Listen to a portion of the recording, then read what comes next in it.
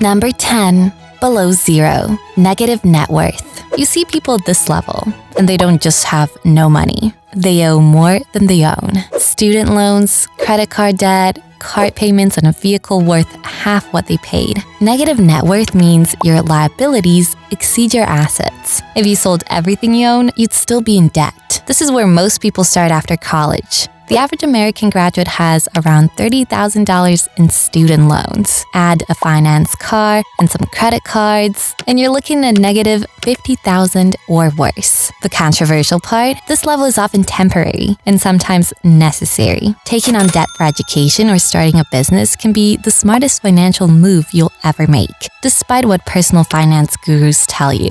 The key is whether that debt is building toward income or just funding a lifestyle you can't afford. Medical debt pushes people here too, through no fault of their own, which is uniquely American and uniquely terrible.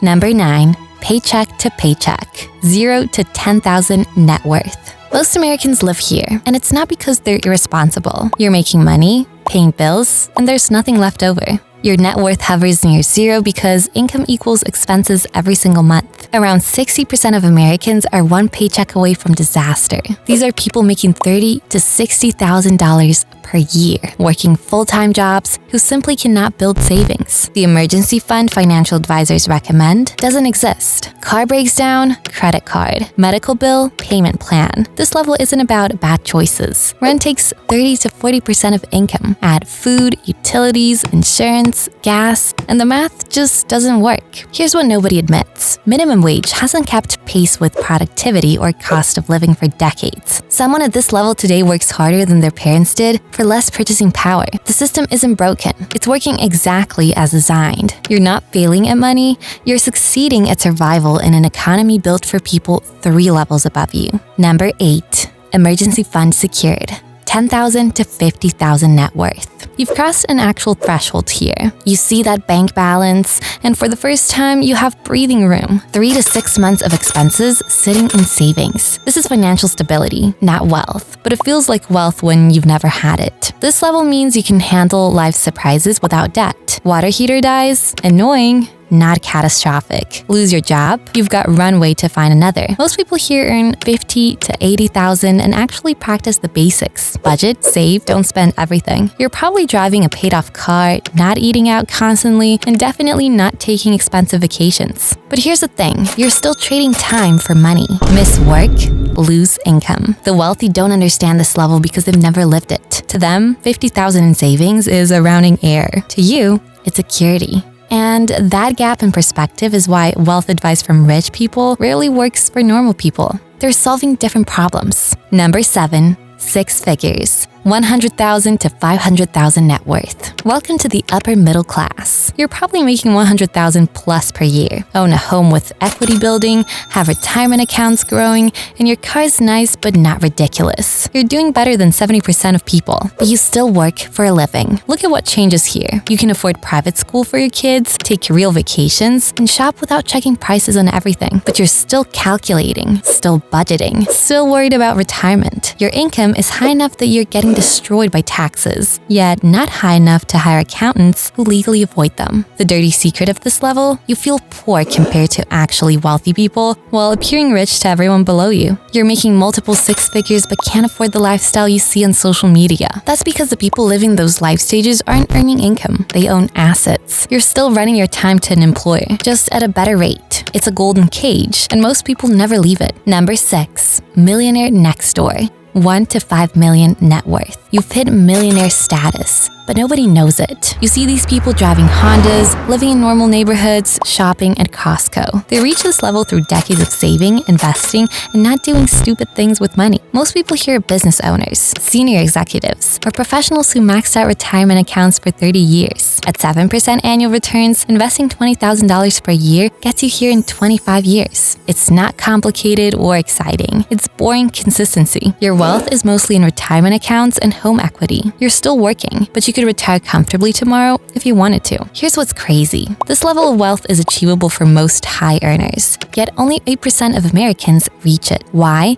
Because earning more usually means spending more.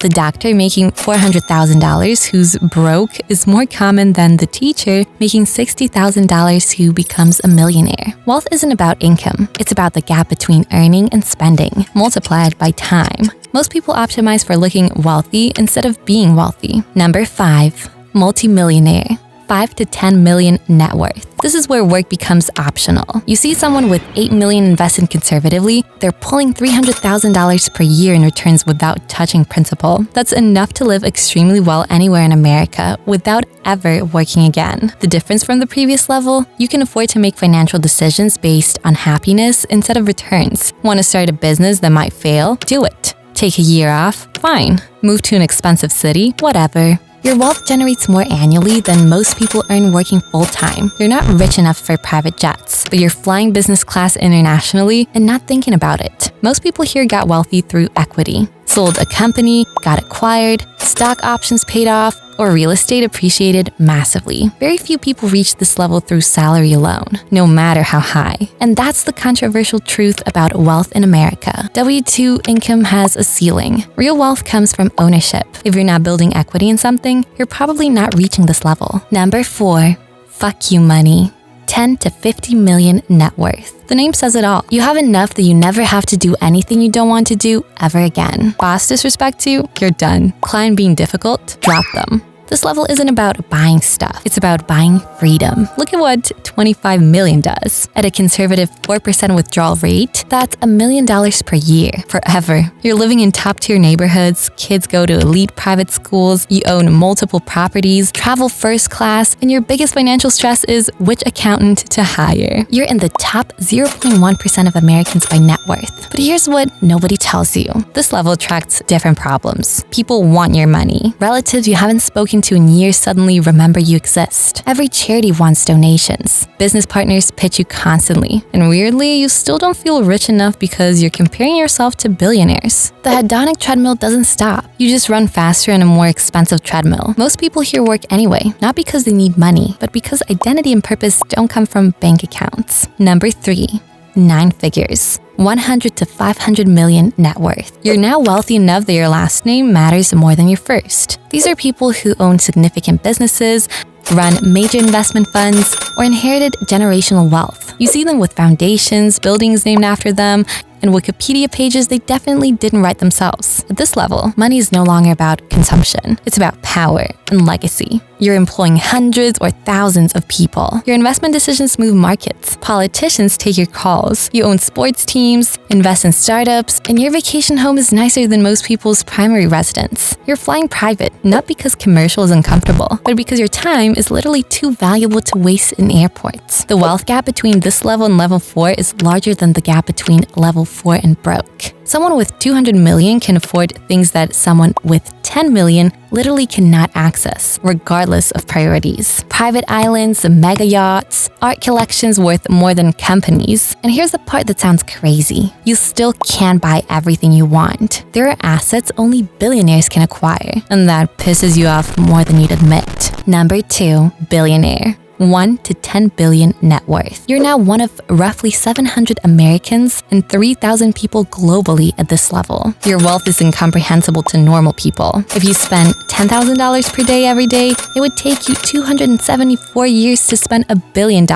You're not spending money, you're allocating capital. Look at what changes here. You're not just rich. You're influential. You fund political campaigns, start universities, shape policy, and build things that change society. Elon built rockets. Bezos owns newspapers. Bloomberg ran a city, then bought his way into presidential debates. Your money gives you power that Democratic votes cannot match, which is either inspiring or terrifying, depending on who you are. The controversial truth about billionaires, they didn't earn this through hard work or being smart. They're smart and hardworking, sure, but so are millions of others. They got here through ownership of assets that scaled massively, favorable tax treatment, and systems designed to accelerate wealth at the top. The gap between this level and level 3 is so vast that it's functionally a different species, and society hasn't decided if that's a feature or a bug. Number 1, mega billionaire, 10 billion plus net worth. These are the 100 or so people globally who own more wealth than entire countries. Musk, Bezos, Gates, Arnold,